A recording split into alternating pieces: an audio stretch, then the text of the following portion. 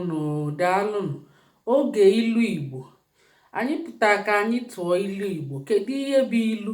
Ilu bụ mmanụ ndị Igbo ji eli okwu. Kịta mma atụrụ unu inu atọ eji ọkụkọ atụ. Unu atụzia ndị ọzọ, unu kpọọ ofu ihe afa, unu welie tụọ inu atọ ma anọ. Ọkụkọ rapụkwa ma ọ ga-eji gịnị zụọ ụmụ ya? A sị na anya uhie ada akọ ọkụkọ chi ụmụ. Ọkụkọ chi ụmụ ada eti elu. Ọkụkọ chi ụmụ ada efego elu.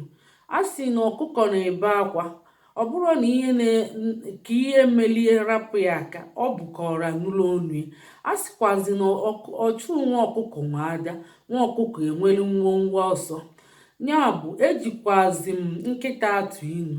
Nkịta siri onye ọ tụrụ oche ya weghachiteli ya ego ya azụ, maka na ntupu amagoli arụ. Nkịta awọrụ nri netele anya wee sị alright. Asịkwazịa na onye lele nkịta wee golu nwamba na ihe ntupu ka nọkwa na biya.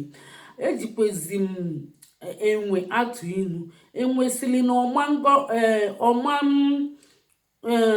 kwenyeli nwa ọkwọ n'azụ, nkwenyeli nwa ọkwọ n'azụ, maka na ọ mara ma ọ kala otu ka ọkwọ ya n'azụ na-aga. Ọ mara ma ọ kala otu, nkwenyelie n'ihe ọ na-ekwu, na ọ bụ sọsọ nke o bu n'afọ ka ọ ga-ekwenyeli. A sị na ka ahụ n'anya ka mgbọ ji atụ enwe n'isi. Ya bụ ndị be anyị, atụọlụ m unu ilu nke mbọsị tata. Ndị bekee na-akpọkwa ya idiom, ụfọdụ na-akpọ ya parable. Ya bụ ndị be anyị, ịkpọ ofu ihe afa, iwelie tụọ inu atọ ịmara.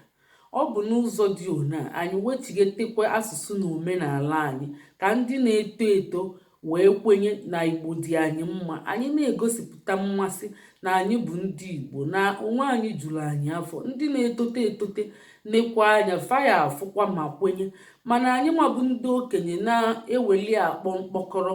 Ndị na-etote etote ga-ejikwa ya kpọọ mkpọkọrọ ahụ, maka na a sịkwa na nne ewu na-ata agbala, nwa ya na-ene ya anya n'ọnụ. Afa m bụ Lọlọ Nneka Ijelenze. Ọ bụ na mba United Kingdom ka m si na-ewetara unu ozi ọma.